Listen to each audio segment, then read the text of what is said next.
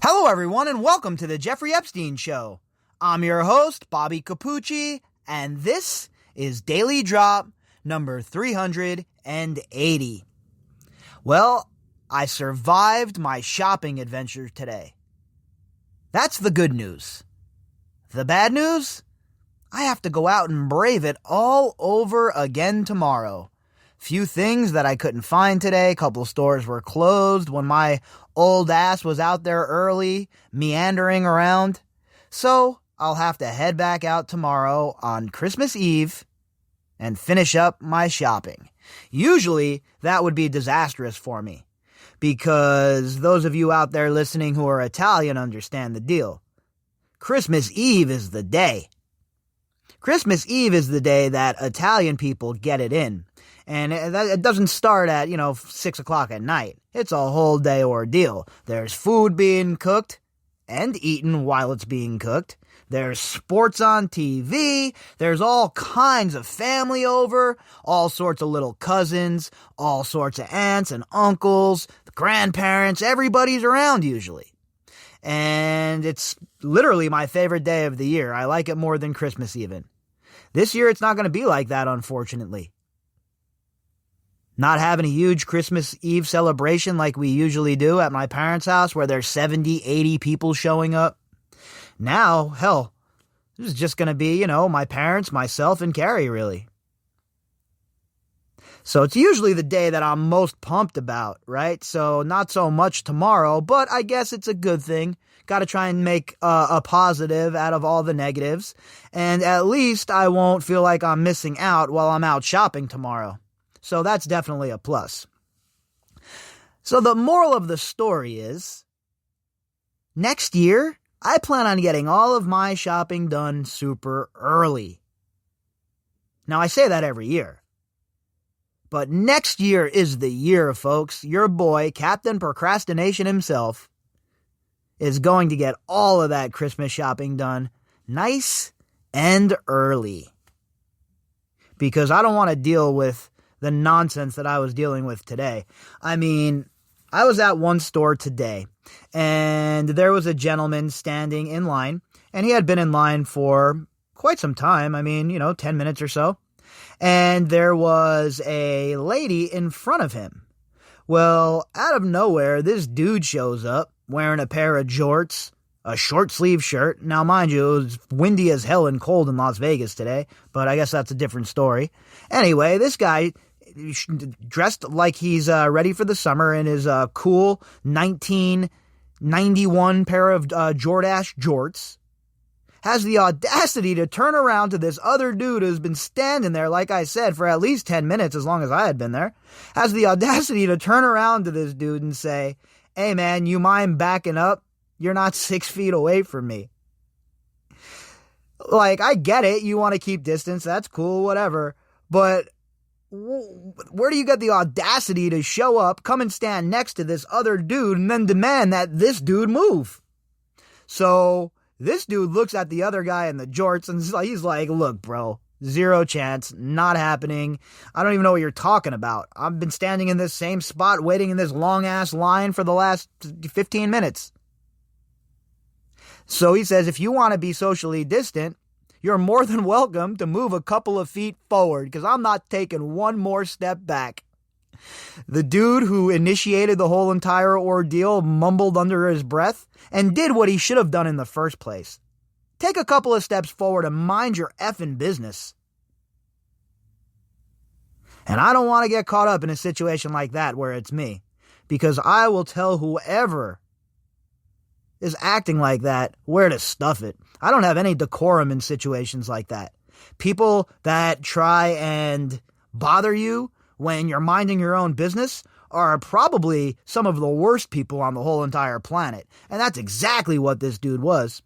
The dude that was in front of me was wearing a mask, wasn't bothering nobody, well, nothing. And this dude just shows up out of the blue and starts in on him. Another example of just another miserable human being. And unfortunately, folks, it seems like the world is most certainly populated with them. Everywhere I go, there's like an altercation these days. And it just shows me, and the writing is definitely on the wall for me, that it's time to move out of the city for the first time in my life and purchase some property somewhere in the middle of nowhere, because it's just unbelievable the way people treat each other. And what I saw today was just absolutely, I just couldn't believe the audacity of this guy to come and stand next to this dude and then say, oh, you need to move, as if the whole world revolves around you. I couldn't believe what I was seeing or witnessing. And I had to nod a little bit and smile at old boy who told Jorts man to kick rocks. Because I would have told him the same thing. I'd have been like, look, bro, I've been in this spot for 15 minutes. How dare you? So, anyway, that's my adventure from today. And I am really not looking forward to wading out into the madness tomorrow of the mosh pit that we call Christmas shopping. All right, so Ghislaine Maxwell and her lawyers have responded to the prosecution's assertions that there was trouble in paradise, that they were going to get divorced. And according to Ghislaine Maxwell's legal team, that was all initiated and just talked about simply to protect Scott Borgerson because of his relations to Ghislaine Maxwell. Don't you think that right there would be the wake-up call you needed if you were your cousin from Boston, a.k.a. Scott Borgerson? My dude, if you have to live in the shadows because the person you chose as your life partner is an alleged sex trafficker and abuser of children, you have no one to blame but yourself. So take a good, long, hard look in the mirror and shut your yap. There's nobody to blame but yourself. Nobody forced you to leave your wife and your kids for the bipedal serpent. Nobody showed up at your house and kicked in the door and waved around the 4-4 like Biggie Smalls. None of that happened. You did this all on your own. All because, who the hell knows? Probably a lot of it had to do with power. Probably mesmerized by the situation. And easily led around by the nose. You see, folks, a lot of times we equate people who are successful and people who have made a bunch of dough, we equate that with being smart. And that most certainly is not always the case. This article is from the New York Post, and the headline, Ghislaine Maxwell only wanted to divorce hubby to protect him, lawyers claim. This article was authored by Rebecca Rosenberg and Tamar Lapin. Sorry, Tamar. Ghislaine Maxwell only discussed divorce with her husband ahead of her July arrest in order to protect him from being associated with her, her lawyers wrote in a motion filed Wednesday. Again, what sort of vile, scuzzy client do you have that her own husband can't be known to be with her, can't be in the public eye with his beau because she is such a devious, disgusting bipedal serpent? This guy's so worried about his image. He's so worried about what people think.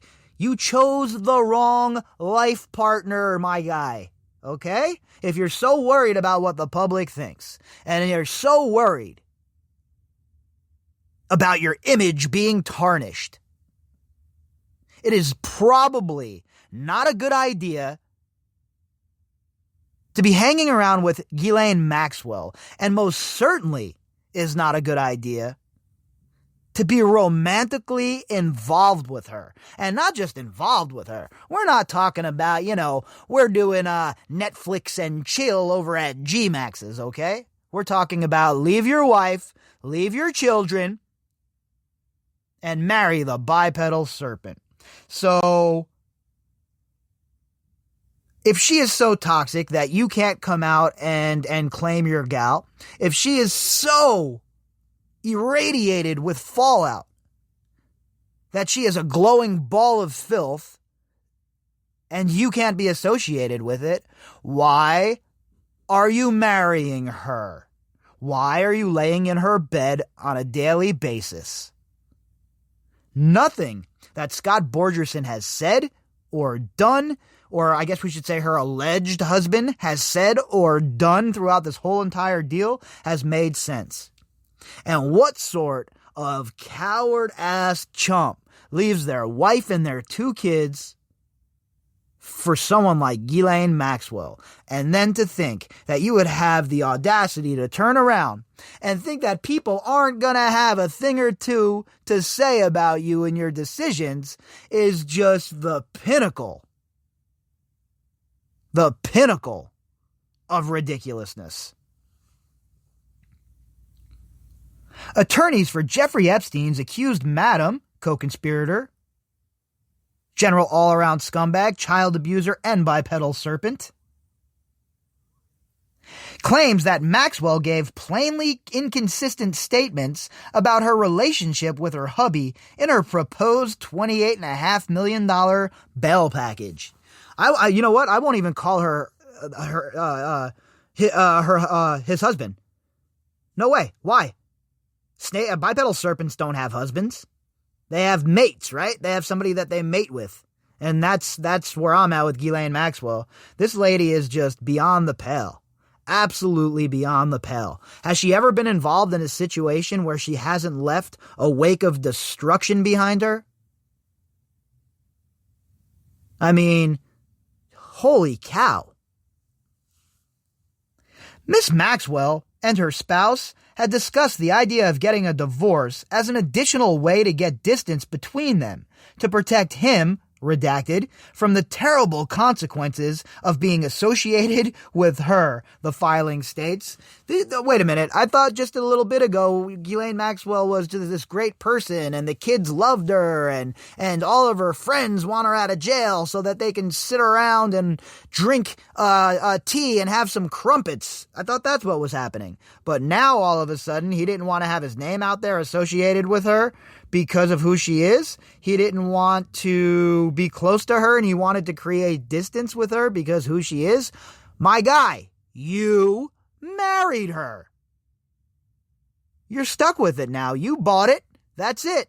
You had your trial period. You knew what you were getting into. Don't cry to me that you have a lemon now.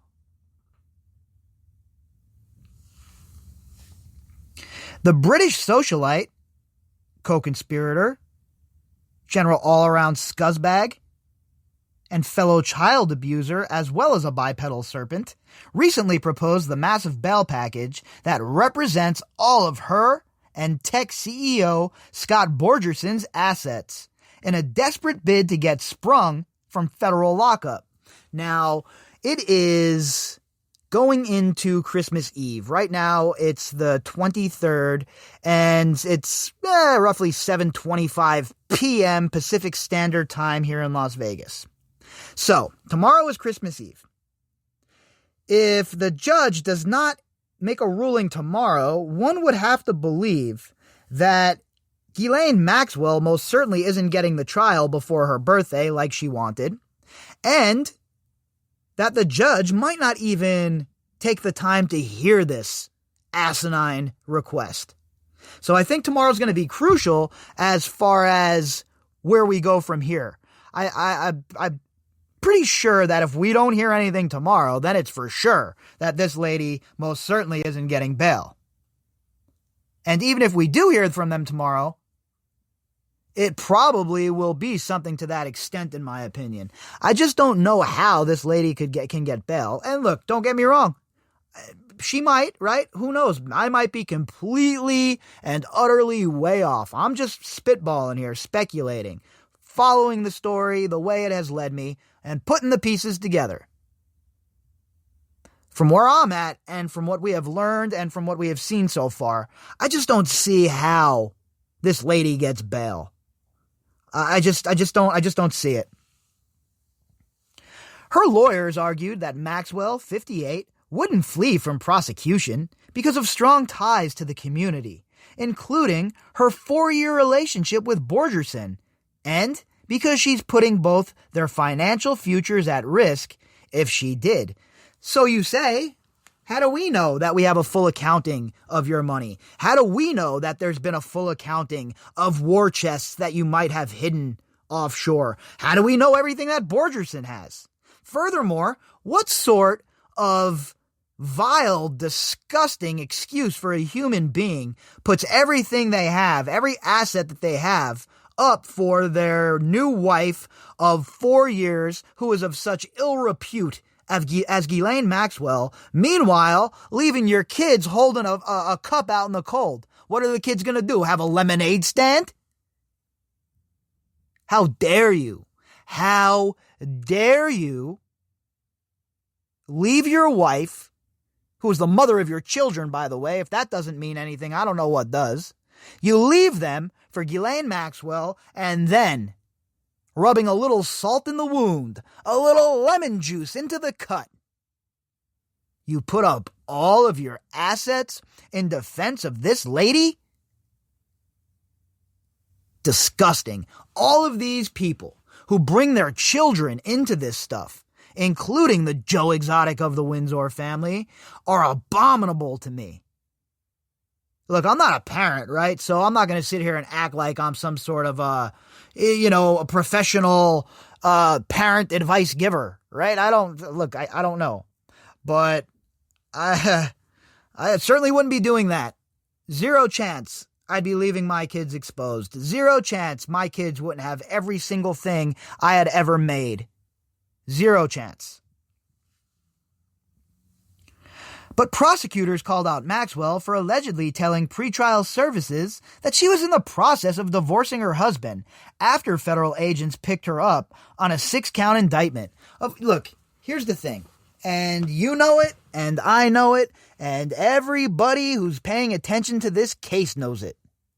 These people, okay, people like Ghislaine Maxwell, they're not going to be truthful. You're going to have to wring the truth out of them.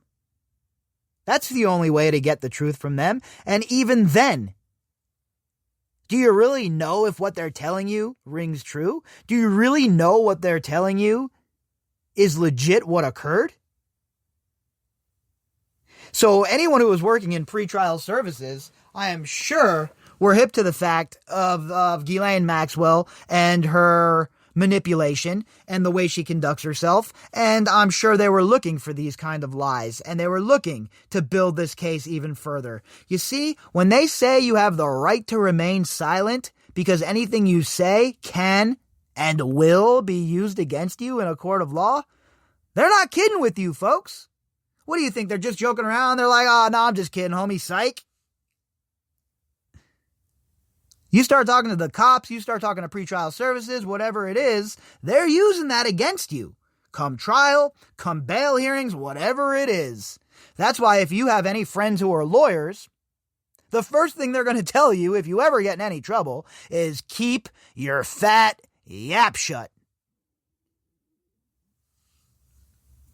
Borgerson refused to come forward at the time of her arrest in July when she made her first bid for bail, undermining her claim that her marriage is a tie that would keep her in the U.S., the prosecutors argued. Very shrewd, and I like it. And this smacks of Allison Moe, in my opinion.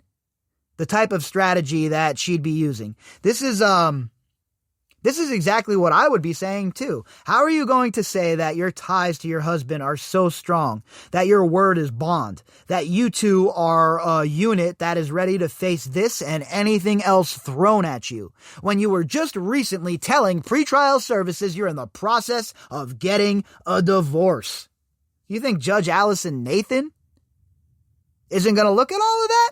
You think the judge is going to say, no, we'll just skip over that part. That part's not relevant. Of course not. She's looking at all of this, and I would think shaking her head in disgust as she sips on her eggnog. But Maxwell's attorneys on Wednesday accused the feds of trying to dismiss the couple's relationship, noting that Borgerson has since come forward and submitted a detailed letter describing their loving marriage in the bail application. Oh my God, talk about vomit-inducing. You imagine what the pillow talk is between these two? I'd rather eat a bullet than be stuck with either of these people for more than 3 seconds. I can't even imagine what sort of conversation would occur between these two sickos. And don't get it twisted, I'm not saying Borgerson was involved with Jeffrey Epstein's sex trafficking or that he abused any of these girls. I call him a sicko for choosing to be with Ghislaine Maxwell. Remember, it's not his family. He's not forced to be with her. He's choosing to be with her. And it's absolutely beyond explanation.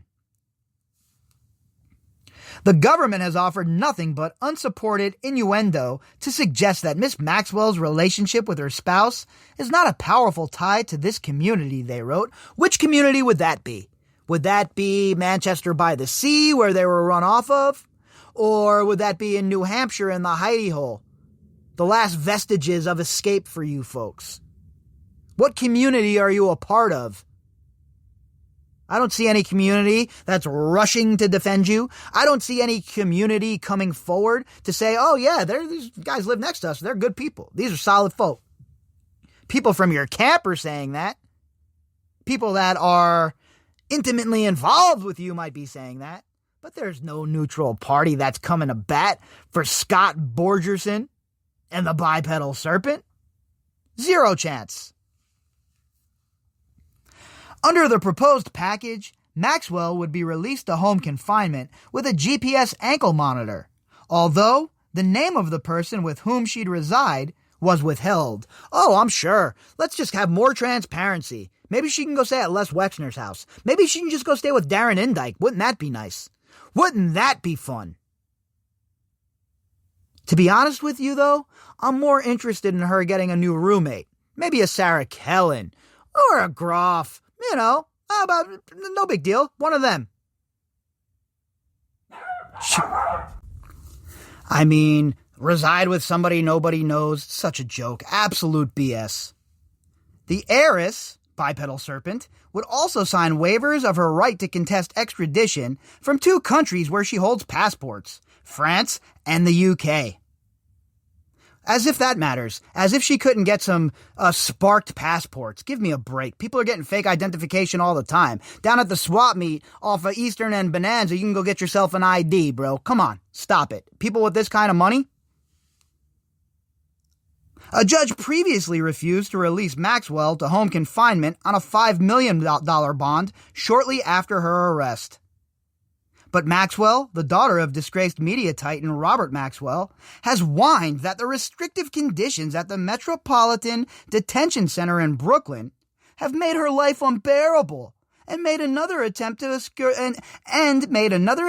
secure bail. Oh, life is unbearable for poor little Ghislaine.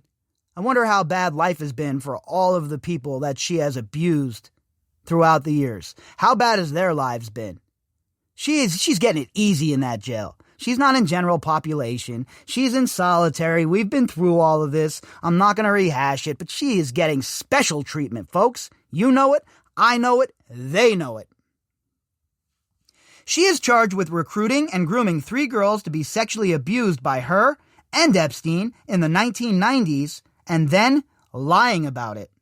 Maxwell has denied the allegations. Yeah, look. Charges have been made. She has made her denial of the accusations. And now we're at where we should have been a bunch of years ago. The point where the rubber's going to meet the road. She's going to sit down in front of a jury of her peers. And we're going to really get to the bottom of this shit. Like it should have been a decade ago. If you'd like to contact me, you can do that at Bobbycapucci at protonmail.com. That's BOBBYCAPUCCI at protonmail.com. You can also find me on Twitter at BOBBY_CAPUCCI. All of the links that go with this episode can be found in the description box. And to everybody who has helped keep the lights on around this joint, thank you very much. All right, folks, I'll be back tomorrow morning. I hope you all have a great night.